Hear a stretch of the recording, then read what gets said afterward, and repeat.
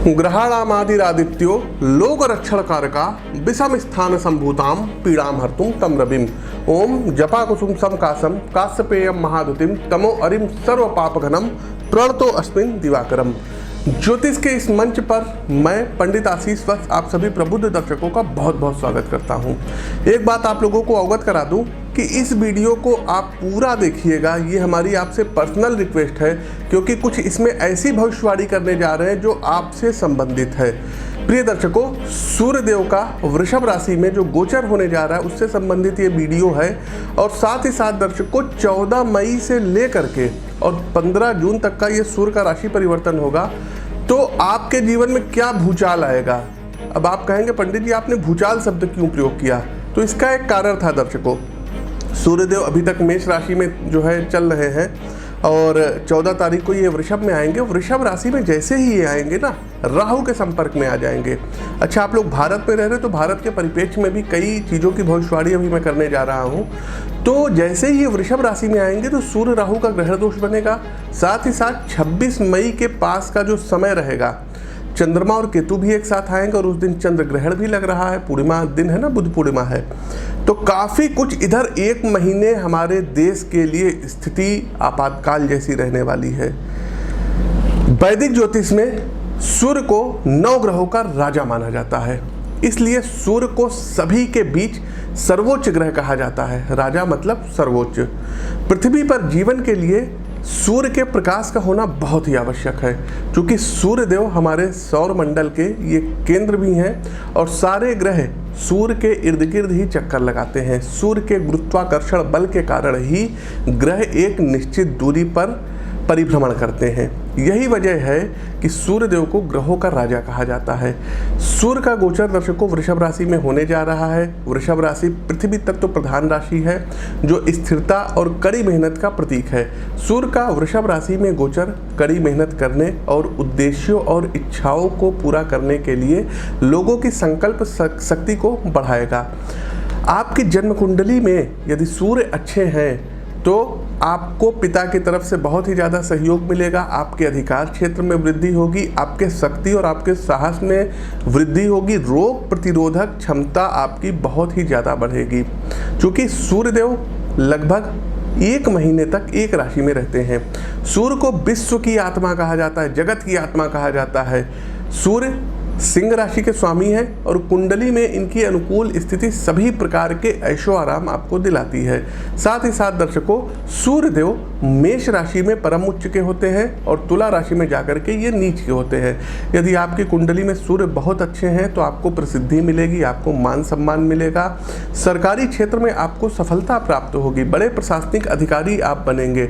साथ ही साथ दर्शकों, वृषभ राशि के स्वामी जो कि शुक्र है, तो सूर्यदेव के एक प्रकार से ये शत्रु हैं, संभावना नहीं रखते हैं। तो गोचर के दौरान क्या क्या जो है मतलब आप लोगों के मेष से लेकर के मीन राशि के जातकों के लिए कैसा रहेगा ये गोचर, इस पर हम प्रकाश डालेंगे। साथ ही साथ दर्शकों, सूर्यदेव 14 मई को सुबह 11:15 पर वृषभ राशि में गोचर करेंगे और ये 15 जून 2021 5:49 तक इसी राशि में रहेंगे। इसके बाद फिर ये आगे मूव कर जाएंगे मिथुन राशि में। तो मेष से लेकर के मीन राशि के जातकों, आप लोगों से रिक्वेस्ट है, हम्बल रिक्वेस्ट है कि इस वीडियो को लाइक कीजिए। सबसे पहले कमेंट बॉक्स में जय सूर्यदेव कमेंट टाइप कीजिए और करबद्ध प्रार्थना है कि इस वीडियो को शेयर कीजिए। जितना अधिक आप शेयर करेंगे उतनी अधिक प्रायिकता है कि आप हमारे जो है भाग्यशाली विजेता बने, क्योंकि 5 ऐसे भाग्यशाली विजेताओं के नाम की घोषणा मैं मंथली राशिफल में करूंगा जिसने इस वीडियो को जम करके शेयर किया होगा। प्रिय दर्शकों, सूर्य गोचर का ये प्रभाव भारत के परिप्रेक्ष्य में क्या होगा। देखिए दर्शकों, लगभग जो हमने गोचर निकाला हुआ है ये सूर्य का ही निकाले हैं और ये जो आपका राशिफल ये सिर्फ और सिर्फ सूर्य को मानक मान करके बनाया गया है। लेकिन भारत के परिप्रेक्ष्य में सभी ग्रहों की स्थिति चूँकि विचारणीय है, तो यहाँ पर दर्शकों हमने 26 तारीख का जो है गोचर निकाल लिया है, जब चंद्रमा और केतु एक साथ आ जाएंगे। सूर्य, राहु और शुक्र फर्स्ट हाउस में रहेंगे भारत की कुंडली में। क्योंकि जो भारत की कुंडली है ना, ये वृषभ लग्न की कुंडली है और कर्क राशि है भारत की। तो पृथ्वी तत्व का लग्न है और जलीय राशि है। होगा क्या दर्शकों, तो सबसे पहले देखिए चतुर्थ भाव, सूर्य जो है भारत की कुंडली में चतुर्थ भाव के अधिपति बनते हैं। तो चतुर्थ भाव के स्वामी का लग्न में आना और ग्रहण होना, तो सबसे पहले सरकार के ऊपर बहुत बड़े बड़े आरोप लगेंगे, बहुत बड़े बड़े आरोप लगेंगे, मतलब केंद्र सरकार के ऊपर आरोप लगेंगे। साथ ही साथ दर्शकों, चूँकि चौथा भाव जो होता है ये जनता का भाव होता है, ये पब्लिक का भाव होता है, तो भारत की जनता, भारत की पब्लिक के लिए बहुत ही ज़्यादा चुनौतीपूर्ण समय रहने वाला है। प्रिय दर्शकों, आज 24 अप्रैल को इस वीडियो की रिकॉर्डिंग हो रही है और मैं पंडित आशीष वत्स अपने ज्योतिष ज्ञान के माध्यम से बता रहे हैं कि 14 मई से 15 जून के मध्य भारत के लोगों की तकलीफ़ें बढ़ेंगी। वर्तमान समय में जो महामारी फैली हुई है ये और ज़्यादा विकराल रूप लेगी, लोगों के जान माल की हानि होगी।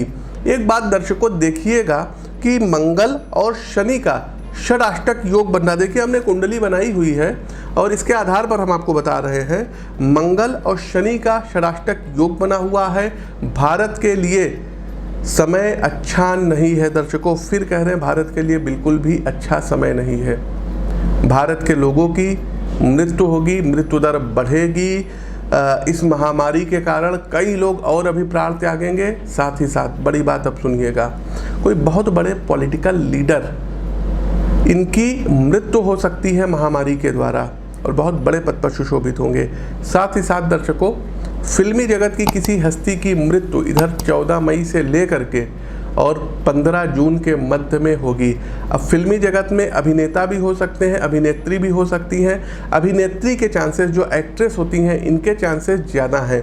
साथ ही साथ कला के क्षेत्र में, गायन के क्षेत्र में, डांस के क्षेत्र में निर्माता हो सकते हैं, निर्देशक हो सकते हैं, तो इन लोगों की मृत्यु ज़्यादा होगी। किसी बड़े बिजनेसमैन की भी अकाल मृत्यु हो सकती है, ये आप हमारी भविष्यवाणी दर्शकों नोट करिएगा। साथ ही साथ दर्शकों बताना चाहेंगे कि 14 मई से 15 जून के मध्य भारत में कोई सुनामी आ सकती है, कोई बहुत बड़ा जो है जल का प्रलय आ सकता है। जंगलों में जो आग है ना, ये भी फिर लग सकती है। साथ ही साथ दर्शकों, किसी हॉस्पिटल में अग्निजनित घटनाएं घटित हो सकती हैं और लोगों की इससे भी मृत्यु हो सकती है। ट्रेन की दुर्घटना हो सकती है, ट्रेन में आग लग सकती है। साथ ही साथ दर्शकों, जल भय है, मतलब कि कोई जलयान डूब सकता है, डूबने से भी किसी की मृत्यु हो सकती है। साथ ही साथ दर्शकों, भारत में भूकंप आने के प्रबल चांसेस रहेंगे। जी हाँ, भूकंप आएंगे और बड़े स्तर पर भूकंप आ सकते हैं। साथ ही साथ दर्शकों, महामारी के चलते बहुत से लोगों का साथ छूटेगा। तो अभी तो ये महामारी जो चल रही है, लोग कह रहे हैं पीक पे है, अभी पीक पे आने का समय दर्शकों हुआ ही नहीं है। 14 मई से लेकर के 15 जून के मध्य में बहुत ही भयंकर जो है कोई विनाश हो सकता है। ये हमारी बातों को दर्शकों, आपको जो समझना है समझ लीजिए, कोशिश कीजिएगा, घर में रहिएगा, बाहर मत निकलिएगा। प्रतिदिन अपने मोबाइल में महामृत्युंजय मंत्र की जो है यूट्यूब पर आप लोग म्यूजिक लगा सकते हैं, सुन सकते हैं सुबह और शाम। रोगाम न शेषाम दुर्गा सप्तशती का मंत्र हमने पूर्व के वीडियो में बताया था, उस मंत्र की एक माला का जाप कर सकते हैं। एक रुद्राक्ष की माला गले में धारण कर सकते हैं। चंद्र स्वर से जो है ऑक्सीजन को लेना है और सूर्य स्वर से आपको छोड़ना है। इससे होगा क्या कि आपका रक्त जो गाढ़ा हो जाता है वो गाढ़ा नहीं होगा, ऑक्सीजन की मात्रा आपको आपके रक्त में ज़्यादा मिलेगी और निश्चित मानिए दर्शकों कि घबराहट आपको नहीं होगी, आपको बेचैनी नहीं होगी। साथ ही साथ दर्शकों, आर्थिक स्थिति पर भारत को नुकसान होता हुआ इस समय दिखाई दे रहा है। साथ ही साथ दर्शकों, चूँकि सूर्य प्रशासनिक चीज़ों के कारक ग्रह होते हैं, तो किसी बड़े प्रशासनिक क्षेत्र में लोग जेल में जाएंगे, उनके ऊपर करप्शन के जो चार्ज है वो बढ़ेंगे। प्रशासनिक लीडर्स की मृत्यु ज़्यादा होगी। जो सिविल सर्वेंट हैं, ये अपने आप को विशेष ध्यान रखें, विशेष केयर करें, लापरवाही आप लोग बिल्कुल मत करिएगा। तो अपना आपको विशेष ध्यान रखना रहेगा, क्योंकि बड़े बड़े जो है जो ब्यूरोक्रेट्स हैं, जो क्या कहते हैं सिविल सर्वेंट्स हैं, इनकी भी अकाल कोई मृत्यु हो सकती है महामारी के कारण, दुर्घटना के कारण। तो आप लोगों को अपने आप को बचाना रहेगा। हमने फिर कहा कि पॉलिटिकल लीडर की मृत्यु हो सकती है, राजनेताओं की मृत्यु हो सकती है, तो पॉलिटिकल लीडर को अपने आप को सेव करना है, बचाना है। इस भविष्यवाणी के बाद दर्शकों अब हम आगे बढ़ते हैं।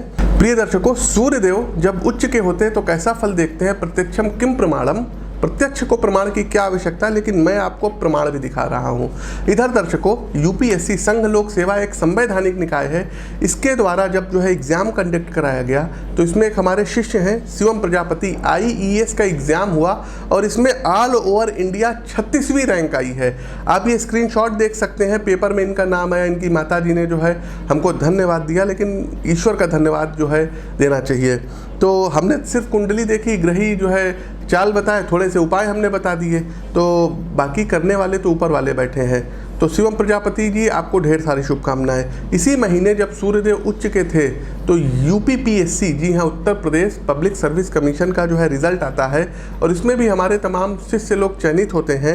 आशीष कुमार सिंह जी वर्तमान समय में ये लखनऊ के नेशनल PG कॉलेज में पॉलिटिकल साइंस के असिस्टेंट प्रोफेसर हैं और इनका जो चयन हुआ है ये भी UPPCS 2020 में हुआ है। ढेर सारी शुभकामनाएं। भूपेंद्र कुमार सिंह जी, आपका भी चयन UPPCS 2020 में हुआ है, आपको भी ढेर सारी शुभकामनाएं। उमेश चंद्र पांडे जी, उच्च के सूर्य क्या फल देते हैं आपसे बेहतर कौन जान सकता है, आपका भी चयन UPPCS 2020 में हुआ है, आपको भी ढेर सारी शुभकामनाएं।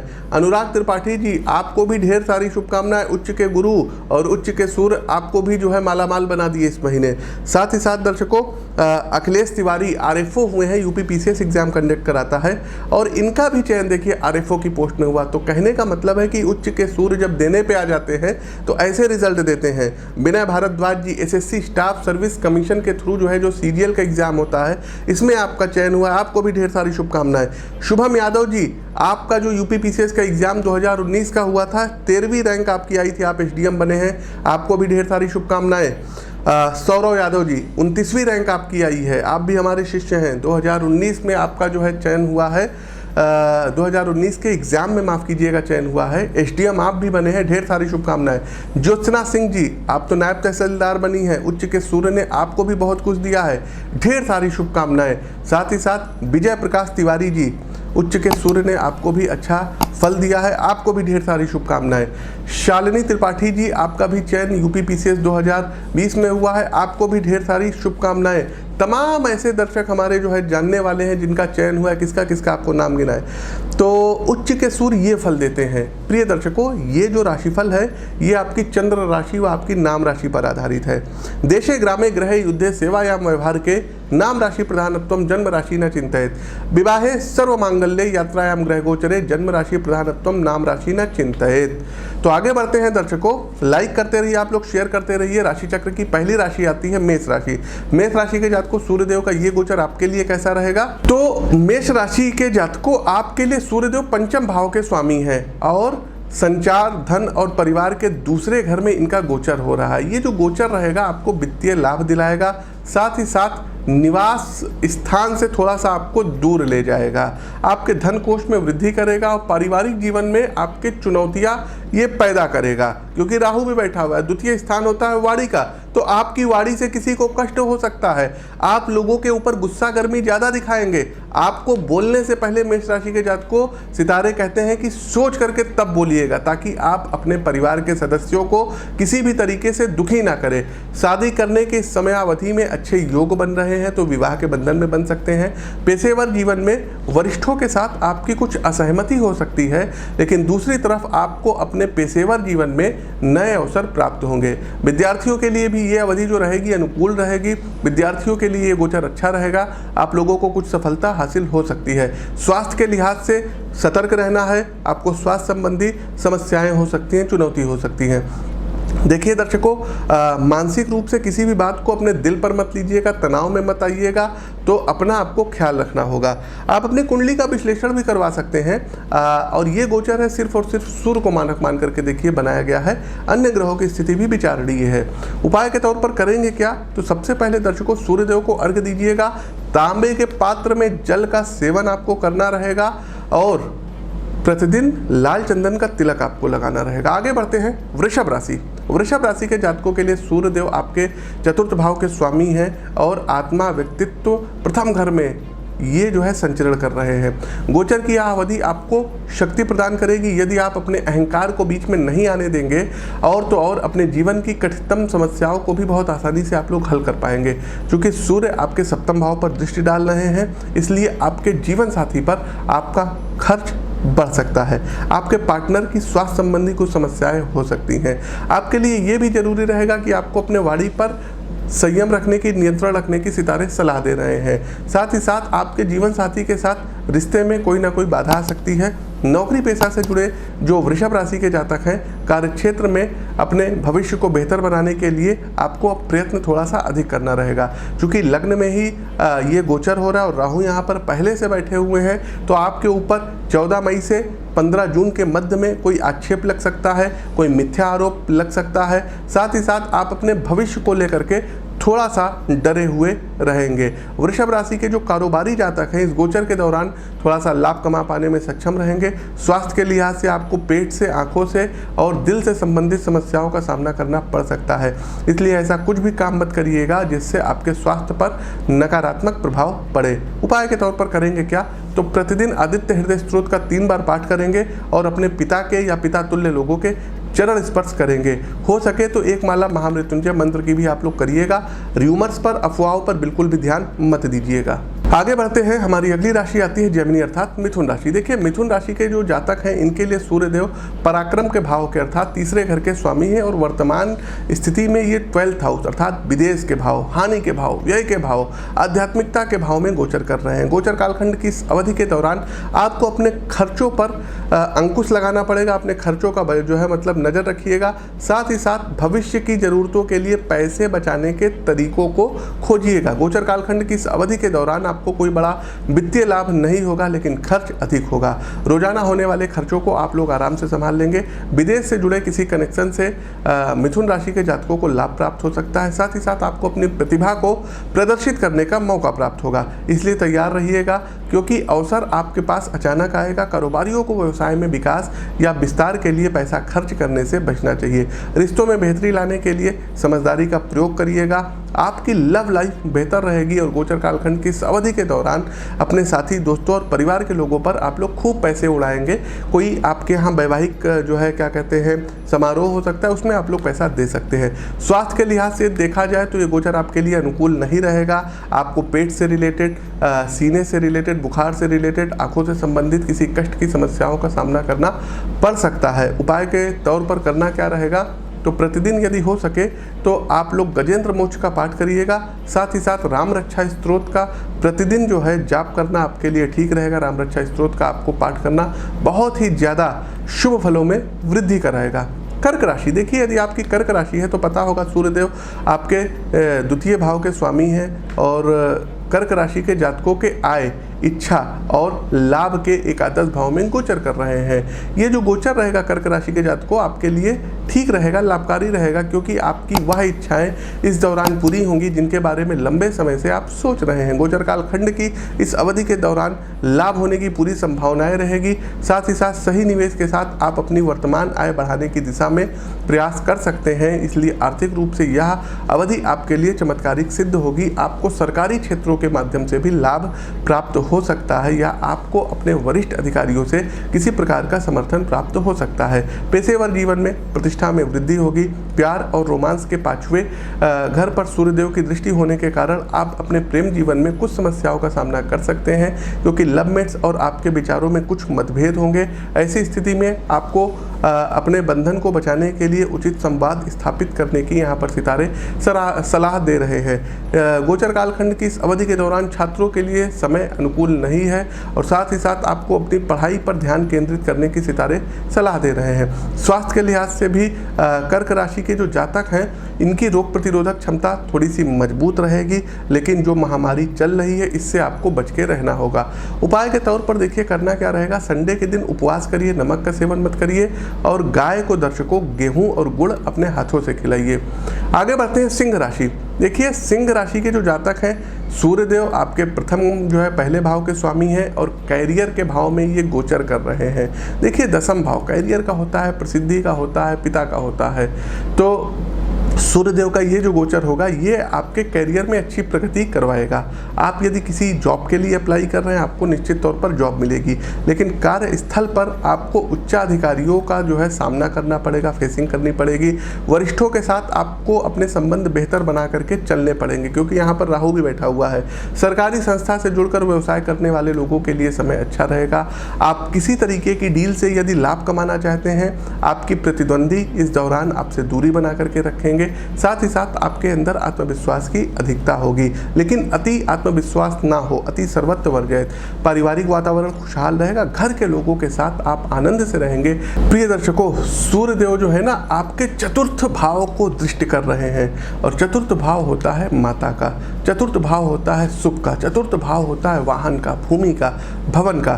तो चतुर्थ भाव में सूर्य की दृष्टि आपको जीवन में प्रसिद्धि दिलाएगी। हाँ, माता का स्वास्थ्य आपके कुछ प्रतिकूल कर सकती है, उनको कोई इन्फेक्शंस वगैरह, बुखार वगैरह हो सकता है, तो इसका आपको ध्यान रखना होगा। साथ ही साथ जो भी भूमि से संबंधित दस्तावेज होंगे उस पर सिग्नेचर करने से पहले आपको अच्छे से पढ़ना रहेगा। स्वास्थ्य के लिहाज से ये समय आपके लिए एवरेज रहेगा।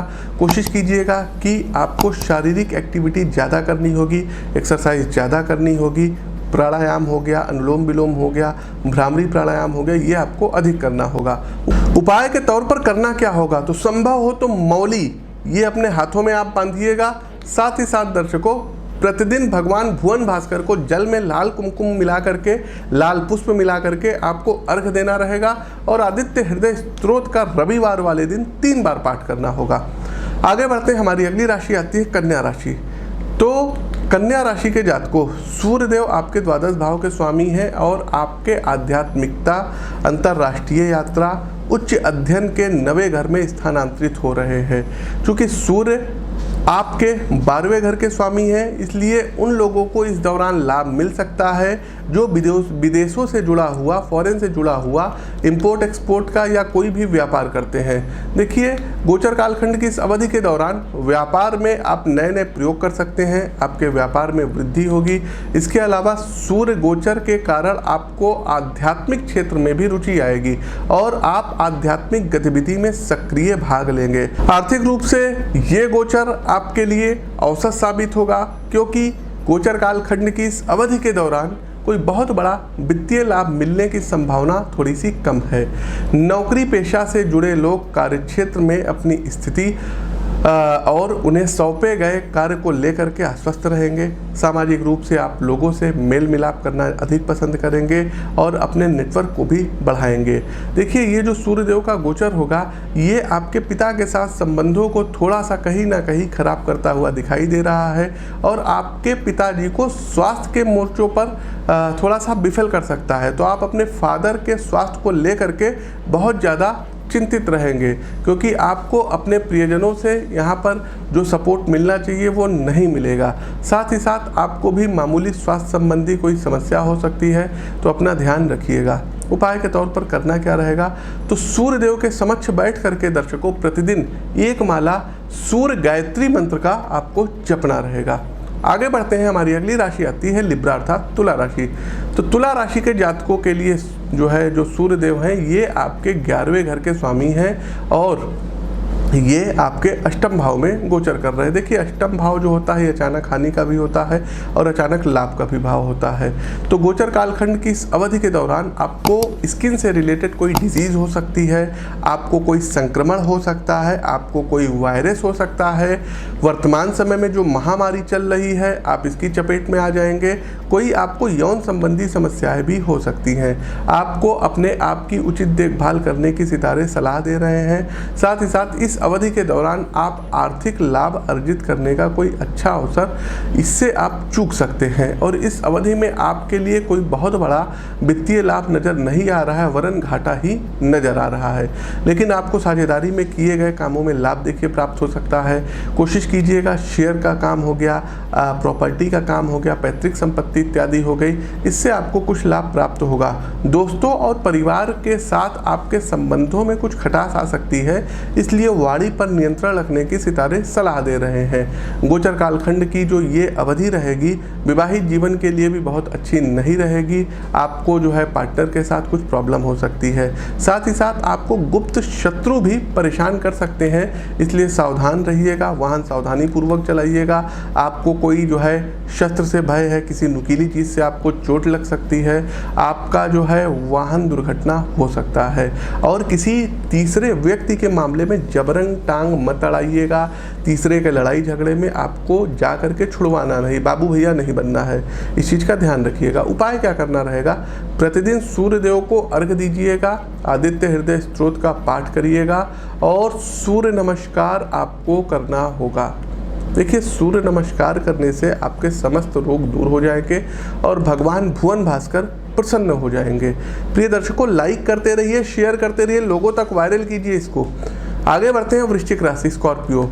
देखिए, वृश्चिक राशि के जातकों के लिए सूर्य चूँकि 10वें घर के स्वामी हैं और सप्तम भाव में ये गोचर कर रहे हैं, तो गोचर कालखंड की अवधि के दौरान जो जातक व्यवसाय कर रहे हैं उनके लिए ज़बरदस्त लाभ होने की उम्मीद रहेगी। साथ ही साथ सूर्य का ये गोचर वैवाहिक जीवन में शांति और सद्भाव लाएगा।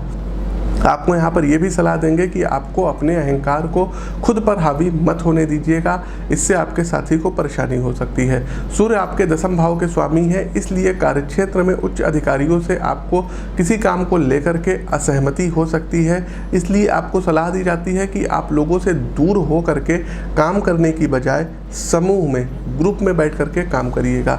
जो जातक व्यापार करते हैं, साझेदारी करते हैं, उनके लिए थोड़ा सा हो सकता है कि चीज़ें अच्छी ना हो, अनुकूल ना हो, क्योंकि राहु ऑलरेडी यहाँ पर बैठा हुआ है, तो ग्रहण योग का निर्माण भी कर रहा है। दर्शकों, कहीं ना कहीं आपके जो पार्टनर है ना बिजनेस के, ये आपको चीट कर रहे हैं, तो नज़र बनाए रखिएगा।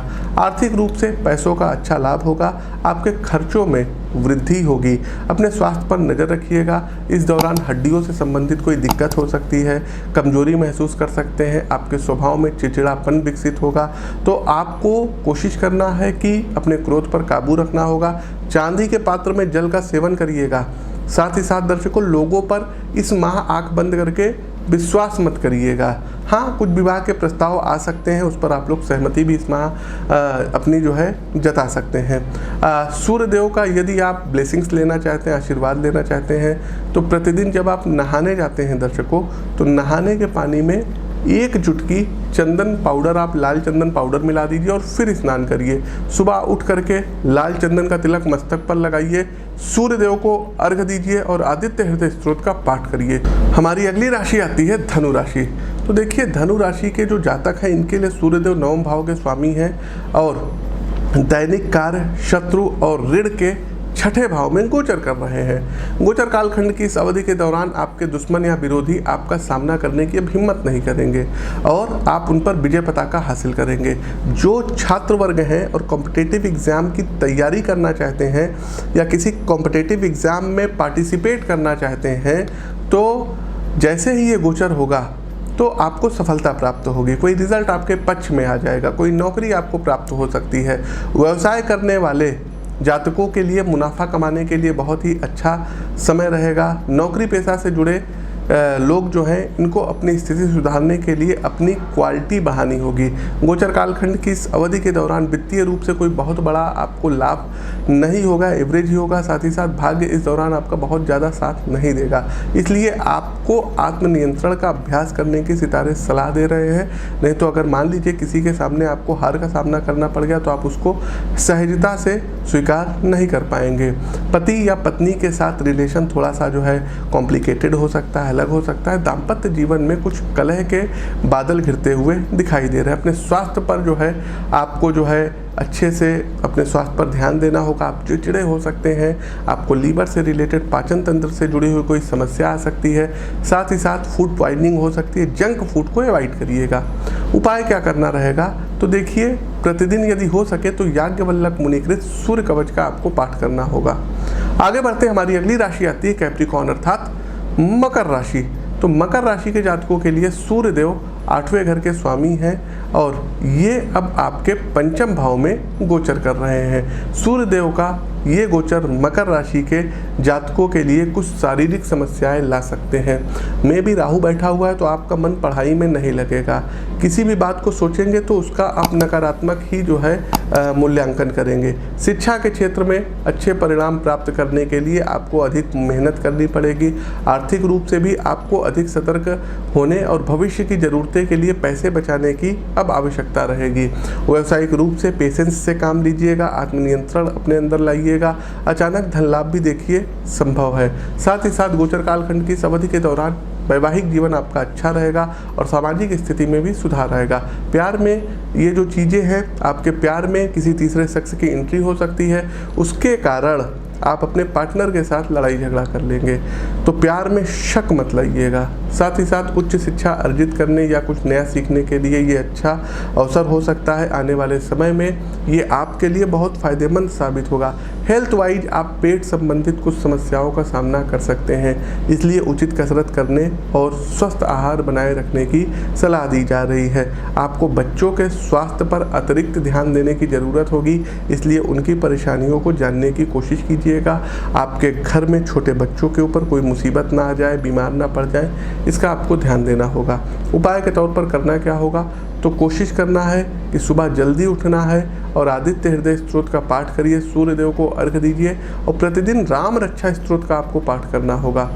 आगे बढ़ते हैं, हमारी अगली राशि आती है कुंभ राशि। आप लोग लाइक करते रहिए, शेयर करते रहिए। कुंभ राशि के जातकों, सूर्यदेव आपके 7वें घर के स्वामी हैं और ये अब आपके चतुर्थ भाव अर्थात माता का भाव अर्थात सुख का भाव, भूमि भवन के वाहन के भाव में गोचर कर रहे हैं। गोचर कालखंड की इस अवधि के दौरान आपको ये सलाह दी जाती है कि आप घरेलू मामलों में थोड़ा सा चौकन्ना रहिएगा, क्योंकि घरेलू ज़रूरतों को लेकर के परिवार के सदस्यों के बीच कुछ मनमुटाव हो सकता है, टकराहट हो सकती है। आपको घर में संतोष की कमी महसूस होगी। व्यवसाय और साझेदारी में भी व्यावसायिक रूप से लाभ संभव है, क्योंकि आपका भाग्य आपका समर्थन करेगा और आपके काम की प्रशंसा होगी। नौकरी करने वाले जो हमारे जातक हैं, कुंभ राशि के हैं, इनके पेशेवर जीवन में इनको नई नई ऊंचाइयां प्राप्त होंगी और आप किसी जो है मतलब बड़े प्रोजेक्ट पर काम करेंगे और उसमें निश्चित तौर पर सफल होते हुए दिखाई दे रहे हैं। साथ ही साथ ये जो गोचर कालखंड की इस अवधि के दौरान अब आप अपना सर्वश्रेष्ठ प्रदर्शन करते हुए दिखाई दे रहे हैं। घर से संबंधित मामलों में अपनी माँ के साथ व्यवहार करते समय पेशेंस से काम लीजिएगा। यदि आप किसी संपत्ति से संबंधित मुद्दे का सामना कर रहे हैं तो समझदारी होगी कि इस समय किसी भी चीज़ को अंतिम रूप न दिया जाए। स्वास्थ्य के लिए ये समय आपके लिए औसत रहने वाला है, इसलिए आपको योग और ध्यान का अभ्यास करने के सितारे सलाह दे रहे हैं। आपको रेमेडी क्या करनी है, उपाय क्या करना है, तो देखिए संडे वाले दिन नमक को अवॉइड कर दीजिएगा। साथ ही साथ गाय को लाल मसूर की दाल और गुड़ आपको रविवार के दिन खिलाना रहेगा। आगे बढ़ते हैं, हमारी अंतिम राशि आती है मीन राशि। देखिए मीन राशि के जातकों, सूर्यदेव 6ठे भाव के स्वामी हैं और आपके 3रे भाव पराक्रम के भाव में, छोटे भाई बहनों के भाव में, लघु यात्राओं के भाव में प्रवेश कर रहे हैं। तो गोचर कालखंड की इस अवधि के दौरान आपकी एकाग्रता और समर्पण को बढ़ाएंगे। आप अपने आप को ऊर्जावान महसूस करेंगे, फ्रेश महसूस करेंगे। जो भी टास्क आपको दिए जाएंगे उनका सामना हंस करके करेंगे और उसको पूरा करेंगे। दाम्पत्य जीवन की यदि हम बात करें तो जीवन साथी के साथ संबंध गोचर कालखंड की इस अवधि के दौरान थोड़े से एवरेज रहेंगे। आप खुद को धार्मिक एक्टिविटीज़ में शामिल करेंगे। साथ ही साथ छोटी दूरी की यात्राओं पर आप जा सकते हैं। पारिवारिक और आपके दोस्त आपके बहुत सहायक होंगे। गोचर कालखंड की इस अवधि के दौरान आप असाधारण परिणाम प्राप्त करने के लिए जोखिम उठाने में भी नहीं चूकेंगे। परियोजनाओं का नेतृत्व करने के लिए ये समय अच्छा रहेगा। सर्वोत्तम परिणाम देने के लिए एक अद्भुत समय रहेगा। स्वास्थ्य से संबंधित कुछ परेशानियां आपको हो सकती है, आप बीमार पड़ सकते हैं, चोट चपेट लग सकती है, तो इसका आपको ध्यान देना रहेगा। उपाय के तौर पर करेंगे क्या, तो देखिए संभव हो तो प्रतिदिन सूर्योदय से पहले उठिएगा और दैनिक नित्य क्रियाकर्म से निवृत्त होने के बाद भगवान भुवन भास्कर को अर्घ्य दीजिएगा और सूर्य त्राटक करिएगा। सूर्य त्राटक का मतलब ये हो गया, भगवान भुवन भास्कर जैसे ही उदय होते हैं तो एक टक सूर्य को देखना और जो भी आपकी विशेष हो आप सूर्य देव से उसको कह दीजिए, इच्छा आपकी पूरी होगी। साथ ही साथ स्नान करने वाले जल में दर्शकों एक चुटकी लाल कुमकुम मिला करके, जिसको कि रोली बोलते हैं, स्नान करना। प्रिय दर्शकों, आपके घर में बड़े हैं तो उनका पैर छूइए और पिता के चरण तो आपको जरूर छूने रहेंगे। तो ये आप उपाय करिए, निश्चित तौर पर सूर्य नारायण एक अच्छा फल देंगे। और कोशिश कीजिएगा प्रतिदिन यदि हो सके तो नारायण कवच का पाठ अवश्य करिए। तो प्रिय दर्शकों, सूर्य गोचर से ये संबंधित वीडियो कैसा लगा कमेंट बॉक्स के माध्यम से अवगत कराइए। नए हैं तो चैनल को सब्सक्राइब करिए, बगल में बना हुआ बेल आइकन जरूर प्रेस कीजिए। अपनी वाणी को विराम देते हुए ज्योतिष के इस मंच से मैं पंडित आशीष वत्स आप सभी प्रबुद्ध जनों से विदा लेता हूँ। नमस्कार। जय सूर्यदेव।